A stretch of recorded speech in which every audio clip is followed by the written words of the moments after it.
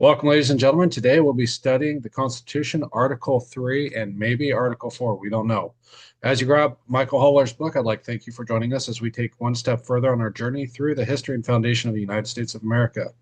Would you like to be a part of what we're doing? Pray for each other and for us, fellowship in your own study, and then go forth and make disciples.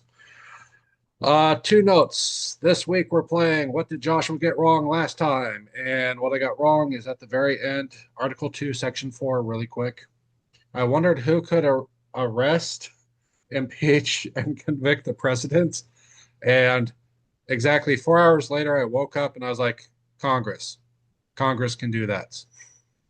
I was all thinking it was some sheriff that could be rolling up and be like, hey, you committed treason. I'm going to arrest you. And I don't know. So we're also playing for the rest of the night. Watch Joshua get sleepier and forget important things too. So that should keep tonight lively. And I'm reading first, so I shall continue my monologue by reading. Article 3, Section 1. The judicial power of the United States shall be vested in one Supreme Court, and in such inferior courts as the Congress may from time to time ordain and establish. The judges, both of the Supreme and inferior courts, shall hold their offices during good behavior and shall at stated times receive for their services a compensation which shall not be diminished during their continuance in office. All right, and I'm Gage, and I'll be reading section 2.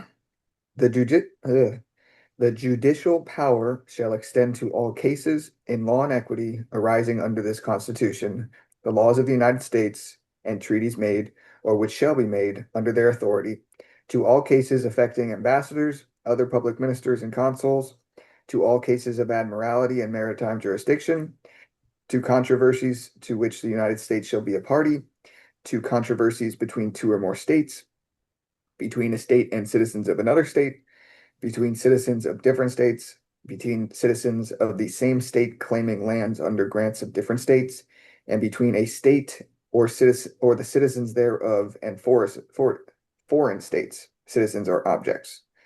And that part was changed by the 11th Amendment.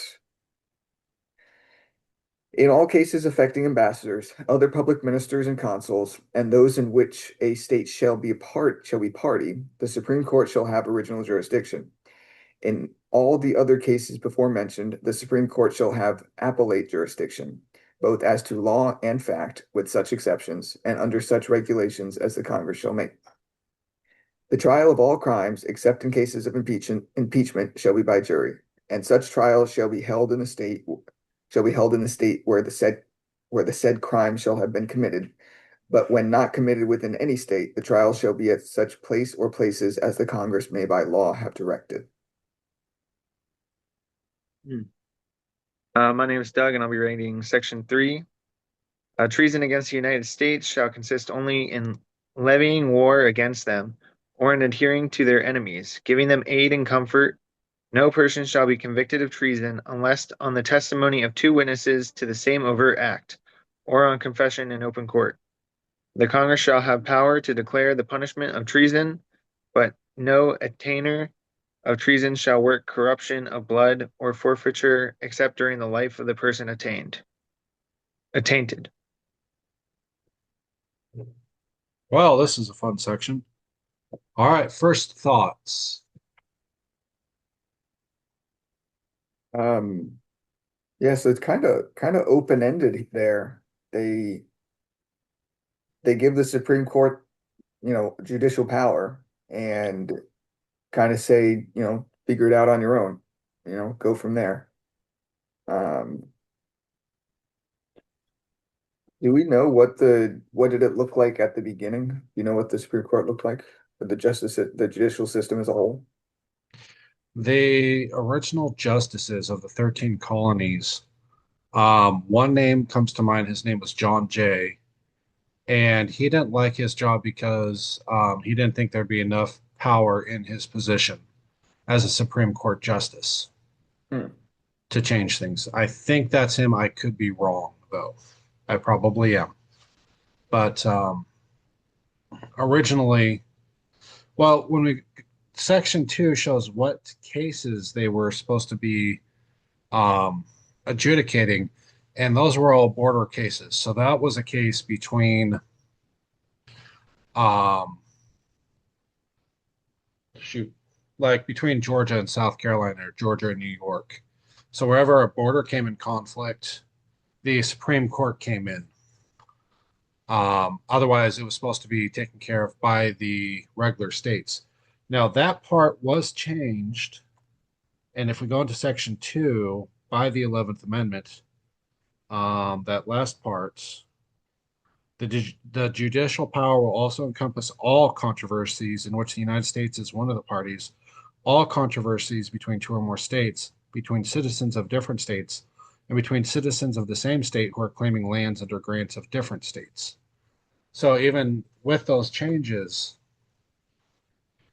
the Supreme Court, taken as the Bible, when Paul says, I appeal to Caesar, and they say, to Caesar you shall go, it is almost like that. Um, Same here, is that you can appeal your way up, but I don't believe they that back then you could appeal. Like if you were members of Florida, if we sued the Florida government or if we sued somebody down here, we could not take our case all the way up to the Supreme Court back then. I think that has changed in practice. Yeah, so I think we touched on this previously.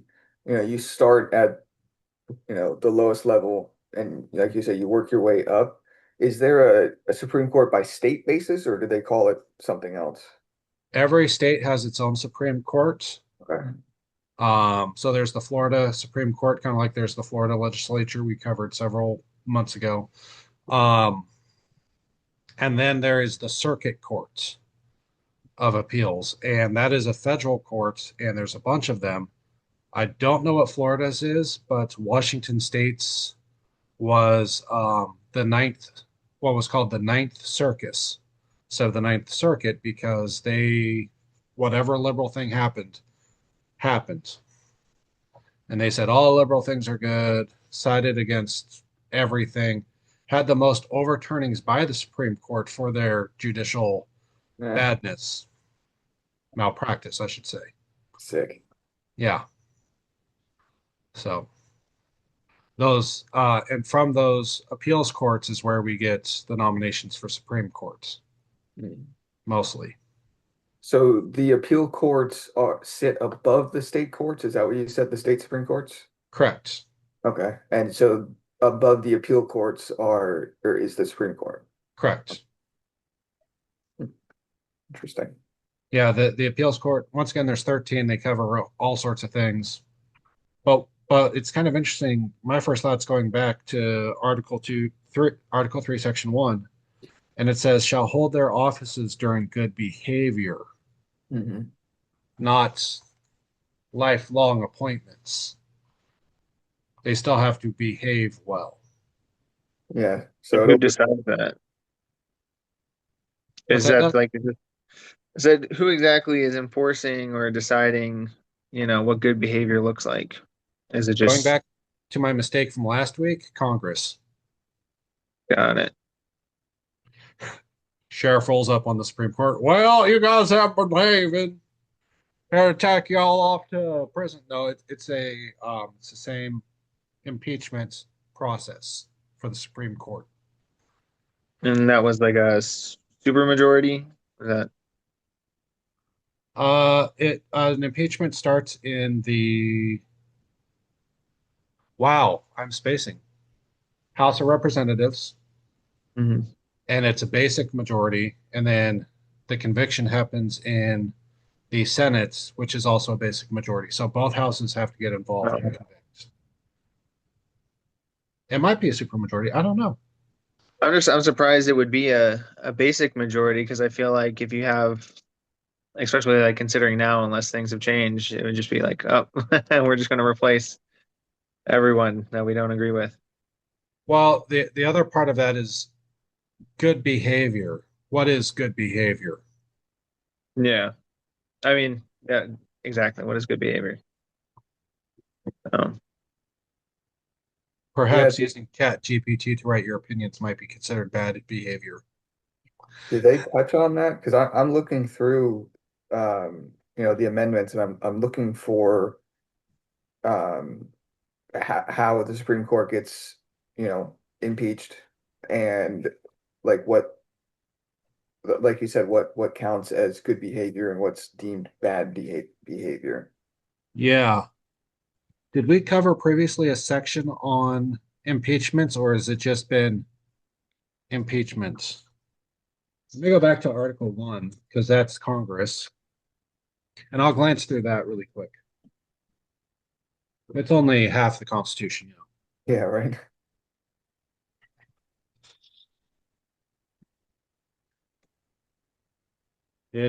Yeah, that's a big section. That took us, what, 3 weeks to read through?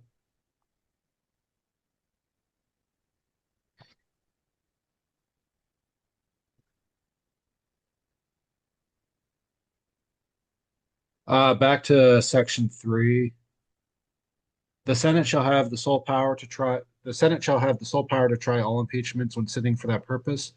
They shall be on oath or affirmation. When the President of the United States is tried, the Chief Justice shall preside. And here it is. And no person shall be convicted without the concurrence of 2/3 of the members present. Mhm. Right, Doug. I stand corrected.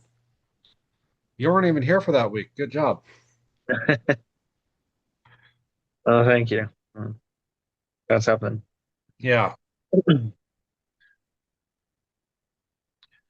So, yeah, they have to be a really naughty person in order to do that. Yeah, upset a lot of people with Yep. their um Do Now, you in the know a case, judge who's been impeached? currently we have one person who there's talk about impeaching her because of some very bad behavior, especially in writing opinions. But if she were impeached, then Trump would put somebody of the opposite political leanings into her position. So that's just not going to happen. They will Mhm. not get the 2/3 necessary to impeach her. So, Yeah. Checks and balances at its finest. yep. Well, and that's a good thing. I mean, for the past several years, let's play the what if game. What if it was only a simple majority? Whenever Democrats won, simple majority, wipe out the Supreme Court, replace it once again. Mhm. It's once again, when you write this Constitution, you're giving rules that your opponent needs to follow as well. Right. This is like, these are the rules we're choosing to play by. Fine. Some people try to bend the rules, some try to break it. But if you're overtly breaking the rules, then people really don't like that, and you lose political clouts. The people who have your back are just like, yeah, that's iffy. I don't want any part of that.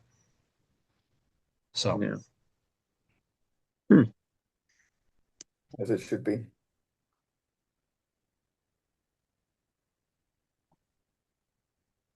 and then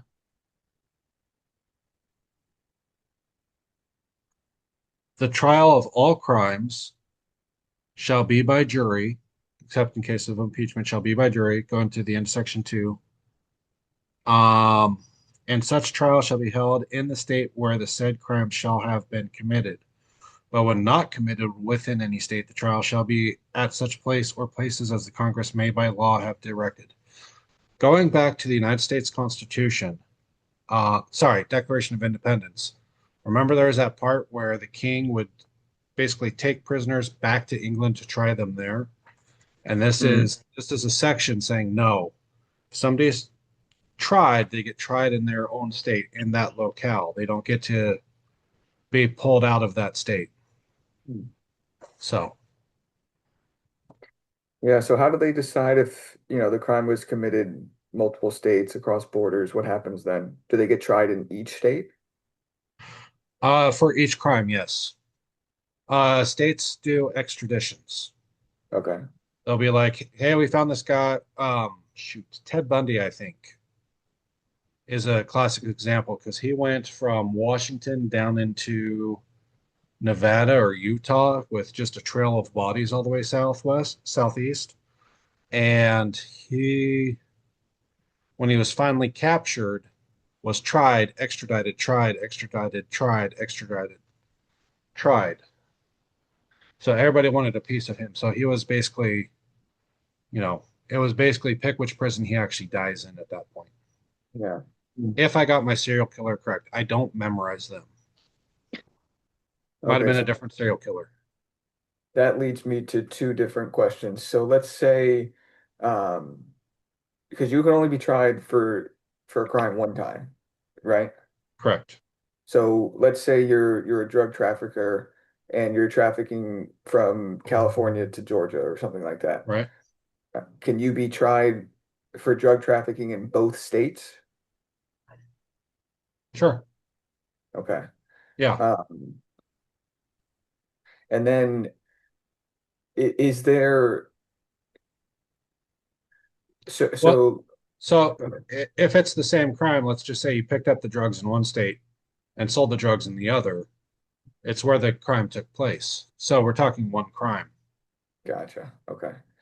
Um, is there ever a case where like a crime would be tried nationally instead of on a state level besides treason? I think Um, there are federal crimes, all right. and those are different. Those came about later, and that was when one of the things with the United States that we're going to come to is that people were allowed to move back and forth between the states quite easily. They just got there with the European Union, but before the European Union, back when I was a kid, you could not travel between the countries of Europe easily. You have your passport for each stop, and if you've read Les Miserables, you actually had to have a passport to travel between each city, had to have identification papers. So, with the ease of travel between the states brought about by the automobile and a few other things, there started to have to be federal crimes where somebody could go in and capture somebody, federal agents, to hold them for federal crimes that were just so big they crossed borders. So, back to your drug mule, that would be a federal crime in that case. So how are those tried? How do there's a Fed- federal court? Federal crimes court, yeah. Okay.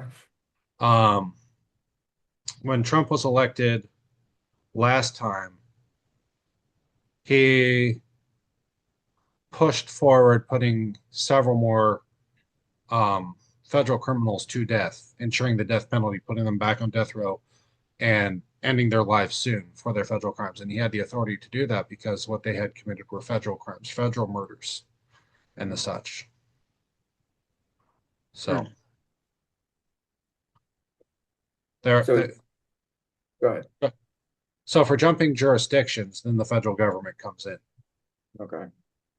So Trump is the head of the the federal court? I mean, what gives him the jurisdiction to do that? Federal law enforcement. Okay. So they were found guilty when they were originally processed, put on death row. Let's say some non law and order presidents came in, took them off death row, or just writ and changed what it was, or just kept the death row longer, elongated it. And when he came back in, he's like, no, we're not elongating this. These people need to be put to death Hmm. before I leave office.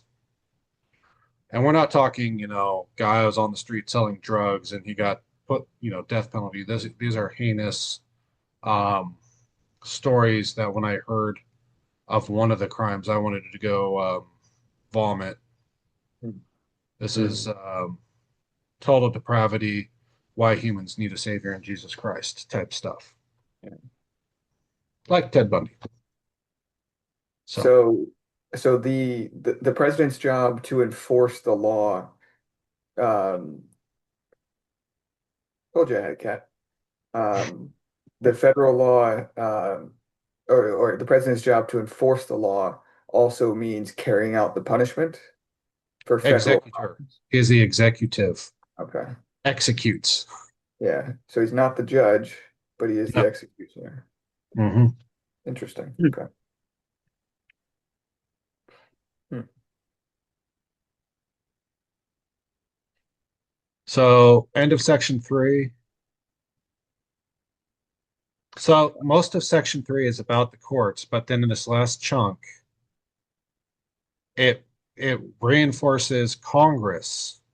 That Congress shall have power. I want to read it in the new version. It's the second paragraph of section 3. Congress will Congress. Oh boy. If that's my worst flub tonight, I'm doing pretty good. Congress will have power to declare the punishment for treason, but the penalty may not include confiscating a person's property after that person is executed. This is actually very biblical. There is one of the laws, I forget where it is. I think it's, um, I don't know where it is. We'll probably find it while studying Deuteronomy or something. The crimes of the father shall not be paid upon the son. Mhm. Hmm. So one of us has property, we commit treason, we get executed for said treason. All this stuff goes to my boy and my wife. They do not seize my property. It goes to the next of kin. So So they once can't seize it at all? Because this just says after the person is executed. correct. Okay. Now they can collect evidence, that's one thing, but they can't Mhm. come in and take stuff. This is once again, um,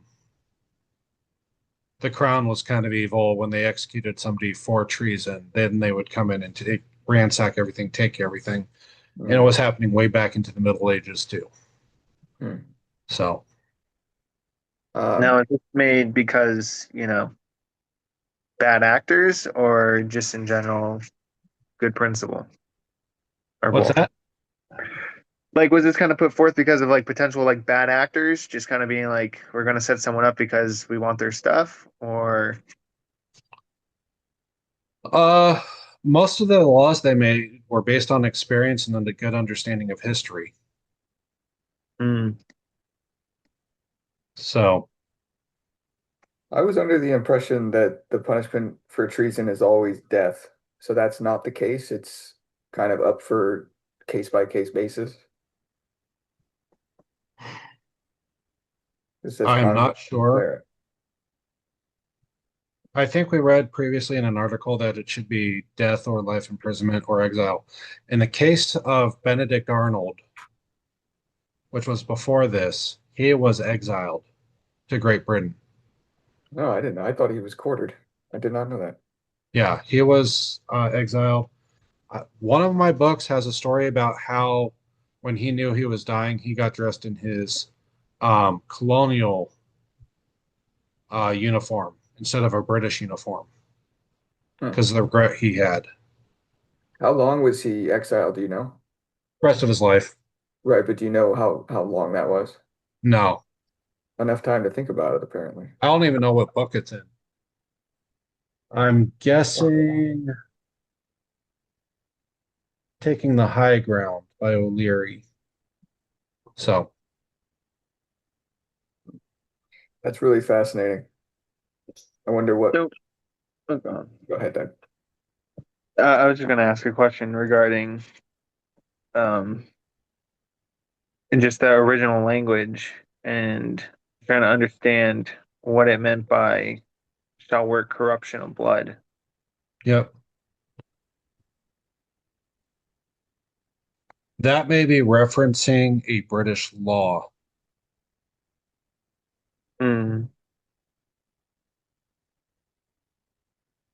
because that sentence. Oh, you can tell by the capitalization there. Attainder, treason, corruption, blood are all capitalized. I'm saying that for our audience. So when I read this, but no attainder of treason shall work corruption of blood or forfeiture except during the life of the person attainted. So I think that is citing a specific British law in that case. So okay, so Yeah, corruption of blood just makes me think of like ruining the life of the family, like yeah, corrupting his bloodline. I could be wrong. That's just where I go. that sounds spot on, actually. That's a good hunch. yeah. Thanks. If it isn't that, I'd actually be surprised. Once again, it goes back to the Bible. A son shall not be condemned for his father's actions. Um, Good example from the Bible for this is when David brought oh, Me- Mephibosheth, the son of Jonathan, to live with him after conquering Israel and becoming the king. He wanted to show kindness, and everybody was scared that he was running down all of Saul's bloodline to execute them all. And he's like, "No, you're going to sit here at my table. I'm going to take care of you." Jonathan was amazing. The sins of Saul I'm not going to pass on to you. So it's that same mindset here. Yeah, I was listening to Ezekiel in the car this morning, and God references that son shall not pay for the sins of his father multiple times in Ezekiel. So if Hmm. anybody else is interested, you can also find it there. That's probably where it is. That sounds about right. I need to do a Bible study on Ezekiel again. Yeesh. That is a heavy book, man. Maybe we'll do that after the Constitution for some nice light reading comparatively. Yeah, right. All right, so we're at the halfway point for the hour. This is about when I start turning into a pumpkin. Do we want to try for Article 4? It's up to you guys. I think we're kind of on a roll. Sure. I'll read section 2. What sections do you want to go? I'll do 1 and 4. Okay. All right, Article 4, Section 1. Full faith and credit shall be given in each state to the public acts, records, and judicial proceedings of every other state. And the Congress may by general law prescribe the manner in which such acts, records, and proceedings shall be proved and the effect thereof. All right, section 2. The citizens of each state shall be entitled to all privileges and immunities of citizens in the several states. A person charged in any state with treason, felony, or other crime, who shall flee from justice and be found in another state, shall, on demand of the executive authority of the state from which he fled, be delivered up to be removed to the state having jurisdiction of the crime. Back to your question you asked. This is good that we're doing these together. This next part of section 2 I'm going to read, but the 13th Amendment made it obsolete. So this part got removed from the Constitution. No person held to service or labor in one state under the laws thereof, escaping into another, shall, in consequence of any law or regulation therein, be discharged from such service or labor, but shall be delivered upon claim of the party to whom such service or labor may be due. Mm, It's talking slavery, folks. yeah. All right, Doug, you're up. Section 3. All right. Section 3, new states may be admitted by the Congress into this union, but no new state shall be formed or erected within the jurisdiction of any other state, nor any state be formed by the junction of two or more states, or parts of states, without the consent of the legislators of the states concerned, as well as of the Congress. The Congress shall have power to dispose of and make all needful rules and regulations respecting the territory or other property belonging to the United States. And nothing in this Constitution shall be so construed as to prejudice any claims of the United States or of any particular state. All right, Section 4. The United States shall guarantee to every state in this union a republican form of government and shall protect each of them against invasion and on application of the legislature or of the executive when the legislature cannot be convened against domestic violence. All right.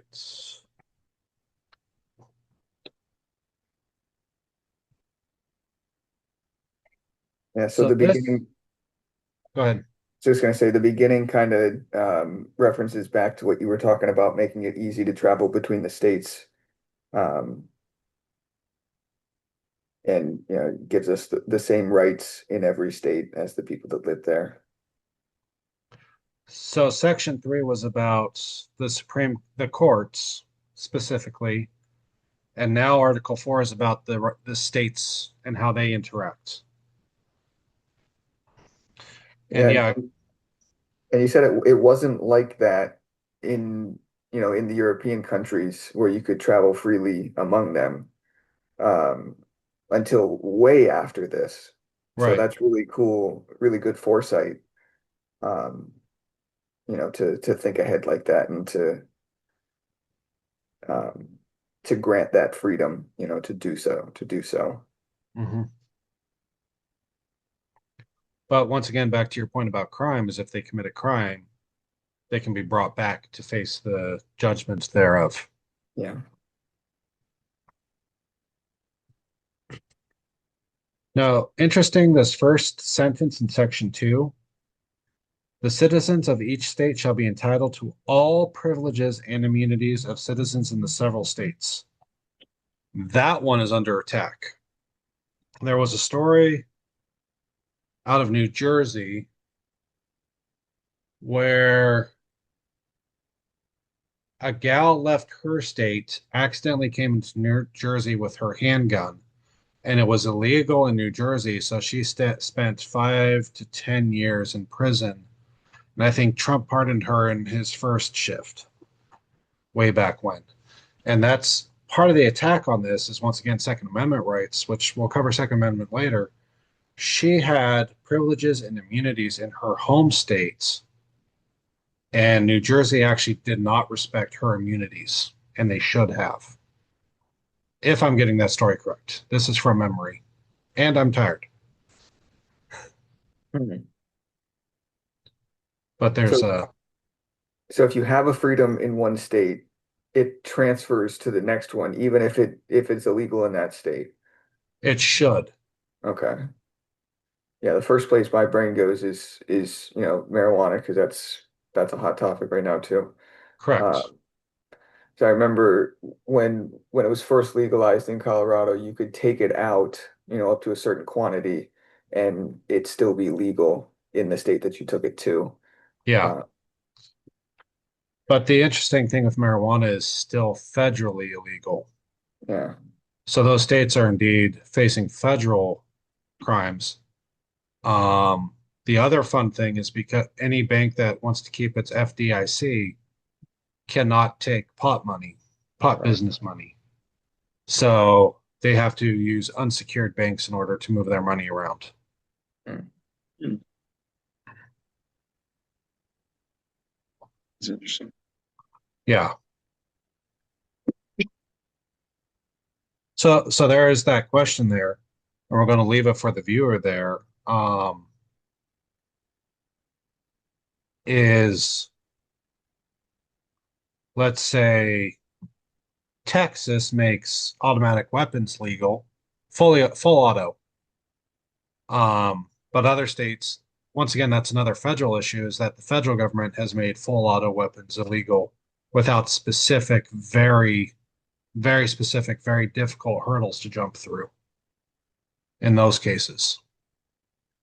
So, Um, I mean, looking back at just section 2, where, kind of, I don't know if you call it the revised section, but the citizens of each state shall be entitled to all the privileges and freedoms of citizens in the other states. It almost feels like it's the other way around. Like, mhm, guns are illegal in my state, but I'm going to another state where they're not illegal, and therefore, like, I can have them in that state. Like, I am entitled to the rights of that state, even though I'm from this state. Not necessarily like it's legal in my state, but I'm going to go to another state and be able to kind of like, you know, bypass their laws. I don't yeah. know. That's how I'm kind of reading that section. Well, there's another thing without firearms or marijuana, there's also driver's licenses. Hmm. Certain states give them out like candy. Certain states actually make sure that you're a citizen before they give them out. Yeah. So, but then once again, it comes underneath that the citizens. We are living in a post law enforcement America. So as we read this, we see examples of this being broken. This is one of the, like I said, it's been under assault. These are the questions that come up. Um, the citizens of each state, that means they actually have to be citizens. They can't be illegal immigrants. They can't be vacationers. We like to call them snowbirds around here. If they're citizens of Michigan, they're still a citizen of Michigan. They do get to keep their privileges and freedoms down here, um, as well, but they have to be citizens of Michigan Mhm. or citizens of a state inside of the union. Let me put it that way. The more you think about it, the more confusing it gets. Yeah, I initially read it the way that Doug did as well. Yeah. With the driver's license example, that kind of makes it um, lean or makes me lean toward what you said, Josh, because if you have a driver's license in one state, that right has to transfer to another. Otherwise, you hit the border and it's like, okay, got to push the car now. Mhm. You can't drive. Unlock. Yeah, exactly. So I think it's a bit ambiguous, Well, but once a again, good I bit think of this one definition. has been pushed and shoved and nudged and bent and twisted because once again, we're talking about marijuana, we're talking about gun laws, we're talking about illegal immigrant driver's licenses. These are things that have been settled federally that states are trying to push around in order Mhm. to legalize them on a more broader scope. Yeah, So, gun laws like New Jersey's, it goes the other direction where it says something that's legal federally, we're going to make illegal. And with the pot thing, it's we're going to make legal in our state what is federally illegal. So yeah, that, like I said, this one is under assault. These are examples of people trying to break Article 4, Section 2 mm. and do some whataboutism. Yeah. The whole being legal on a state level and illegal on a national level or federal level, just I can't wrap my head around that. So Same. like, if you're in Colorado, you get stopped by a state trooper and you got a pound of pot in the car. Oh, that's fine. But if you get pulled over, I know they don't do it by a U.S. Marshal, that's a federal agent. They In catch you Colorado, with a pound of pot, you're going to prison, Like, federal. is that how it works? Yeah, It's insane. it is. Yes. And that's why they're doing it that way. Hmm. We can have a separate just let's even just instead of pot, guns, and driver's license, a pound of widgets. You know, if it is legal for you to have a pound of widgets, and a state makes widgets illegal because they make doodads, they cannot force you to give up your widgets. They should not be able to. You'll have a right to those widgets. But once again, this is under attack. Yeah, that's insane. Yes. So it's got to be. I vaguely, and I could be making this up, but I remember like the states being sued or something by the national government when they first started to legalize marijuana. Is that Mhm. still going on, or is that real? Um, if it was going on, it would have only been underneath Donald Trump Sorry, guys. So, because what does the uh, federal government do? what's What does that? what does the federal government do in that case? Like what recourse can they actually take? They went after the financing. Oh, okay. But also, once again, so wild imaginative dream. We've heard of things called sanctuary cities where cities are breaking federal laws. Mhm. Um, and there is a push to withdraw funding from those cities, federal funds, which I'm kind of all encompassing. Federals shouldn't fund cities at all. Whole other issue. As part of what we read earlier. Um, all the government can really do is withhold funding and go in and arrest people. We have a beautiful example right now of an LA mayor and a California governor who are aiding and abetting enemies of the states, flying a foreign flag on American soil, attacking federal troops. So we're all kind of waiting right now because as this is playing out to see what actually happens. So one of the things you can do is you first off is you kick the legs out from underneath the stool, Mm. and then the stool will fall. Um, that's why I've witnessed some people try to find out who's actually funding these who are not governments, who are private citizens who are funding these people because the government can free reign, the federal government, without going against their political enemies, can go after their invasive enemies and the organizations that fund this illegal activity that was happening in LA recently. Mm. So it's the wheels of justice roll, but they roll very slowly. And we are right now, as of July, 7 months into what's supposed to be a law and order presidency. So it hasn't been that much time either. And once again, it's trying to break that whole system from different angles.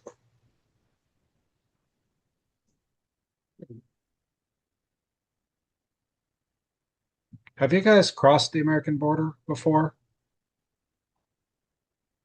Not by car. Okay.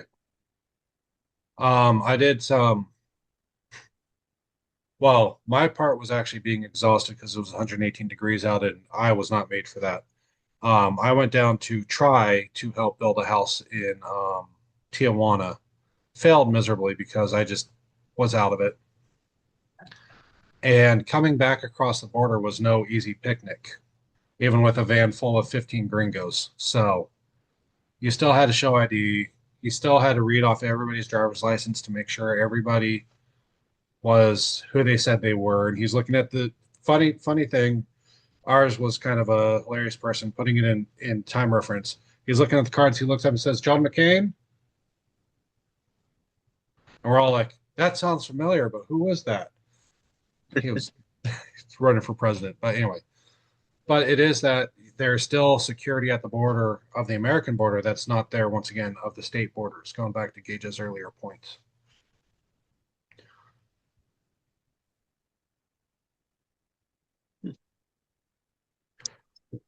Also, if you notice that those evil Republicans removed an entire section, they just tore out a section of the United States Constitution when they passed the 13th Amendment. They stopped slaves being returned back to their owners, those evil Republicans. And once again, the Constitution goes to great lengths not to say slave. Mm.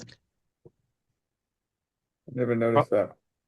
Probably once again, um, understanding that if they put slavery in the Constitution, they would by somehow enshrine slavery, Mm. which is not something our founding fathers wanted to do at all. Not all of them, at least. Could also be like, I don't know, semantics. Like, well, it's not called slavery anymore. It's called something else, and Indentured it's a servitude, little different. Yeah, a little bit um, different.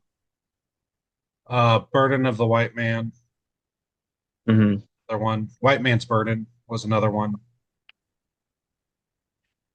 So kind of avoid some semantics there. Yep.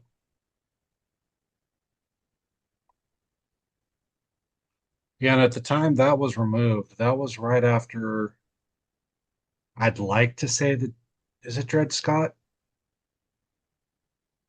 Where we gave Southern slave returners free reign to go into other states and just capture people and bring them back down to the plantation.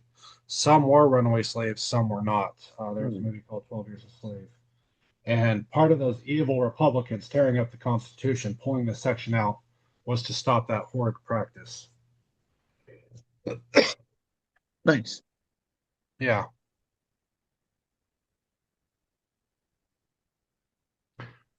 And to wrap it up, we got Section 3, the admission of new states. And somehow Virginia actually let West Virginia go. Virginia had to agree that West Virginia was its own state Hmm. before it became its own state. West Virginia wasn't one of the original 13 colonies? Well, it was Virginia. Just Virginia. Yeah. Oh, I didn't know that. Virginia's territory actually reached all the way into Kentucky and Ohio. Basically had a north and a south, and it just barred straight out Huh, from the I did coast. not know that. Yeah. So on the other side of the mountains was difficult to get into Richmond. I should know that. Richmond, Virginia. I should really know that. Shouldn't have to read that. It was laborious for them to come and be members of the government. Hmm. So they appealed to make their own states and to separate from West Virginia. And Congress and Virginia had to say yes. Hmm. Modern times, there are sections of Oregon and Washington that want to separate, and they understand they can't make their own state, so they want to join Idaho and make Super Idaho. Steve Cried. Yeah. So just to get out from under the insanity. Oh, And it's a large section of Oregon too. Does Idaho typically lean to the right or just left to Yeah. the left? Okay. Yeah. The basic rule of thumb is if it's got a port city, it's most likely to be Democrat. Yeah. Not city, port city. So Washington's got Seattle, Oregon's got Portland, California's got 15. You're right. There's Chicago. Wisconsin's got Milwaukee, but I think because Chicago's right there, people ignore Milwaukee. Michigan's got Detroit. Mhm. Ohio's been purple because once again, people go to Detroit and ignore something I cannot read. So, and honestly, the Carolinas are just so largely ignored right now because it's so difficult to travel in the Carolinas because of the water, just different inlets, waterlets. It's a massive delta down there. So people pay attention in New York and Virginia is easier to getting inland from. hmm. Miami, Florida is different. Somehow it turned hard red. It's a mystery to me. Thank God it happened. But Florida man. yeah.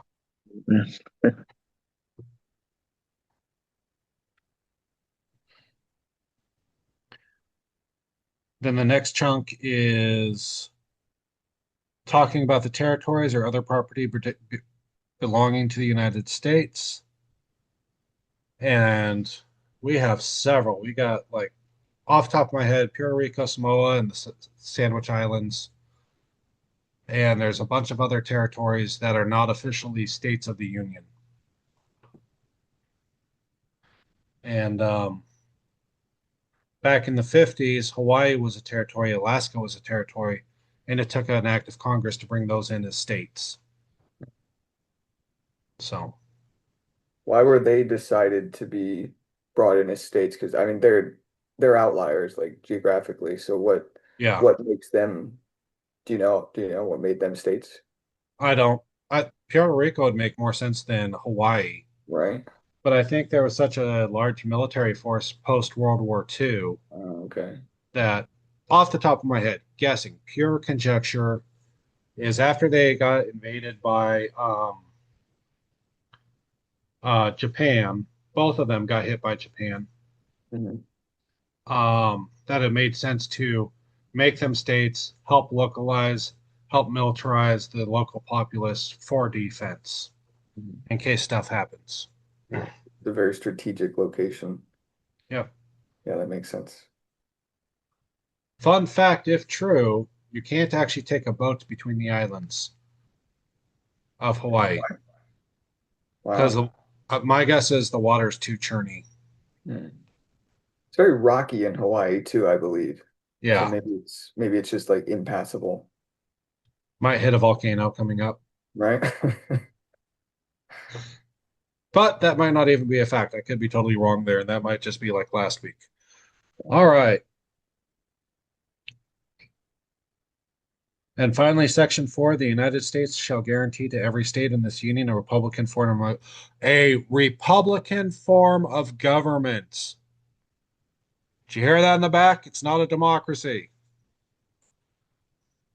And shall protect each of them against invasion and on application of the legislature or of the executive when the legislature cannot be convened against domestic violence. Hmm. Domestic violence isn't a husband hitting his wife or vice versa. This is in case of, shall we say, certain states that have uprising in their major cities right now because of immigration or whatever. They can make appeal to the Congress and to um, the president for local instabilities. Mhm.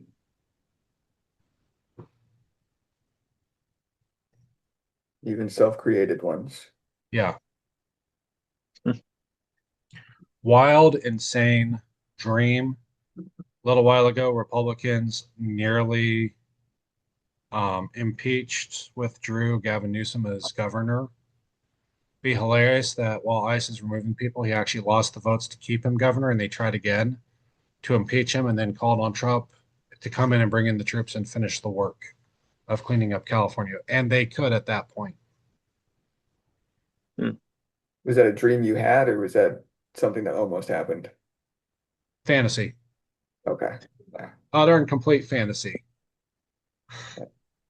So, all right, final thoughts, gentlemen, before I really turn into a pumpkin. I enjoyed this session, this section. I think this one was much more clear than some of the previous ones, so that was nice. Yes. Second Article 2. Yeah, this was good. Need more coffee for that one. Mm-hmm. It is all set up to try to be once again the United States of America, to be United States, but also respecting the individual states in that union.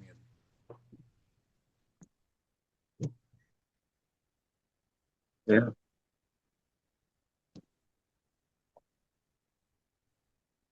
So, all right, anybody want to close us out in prayer? We'll close this out real quick. Okay. Lord, we thank you again for allowing us to come together this week. It's been a bit of a break, but we're thankful to be able to come back together. And Lord, we just pray that you would use this time to, go out and edify people and uh, bring people together, and above all else, just glorify your name. And Father, we just pray that you'd be with us as we go about the week. And yeah, we just thank you for everything, Lord. In Jesus' name, amen. Amen. Amen. All right, and that's bedtime. Thanks, guys. Yeah, Good night. thank you.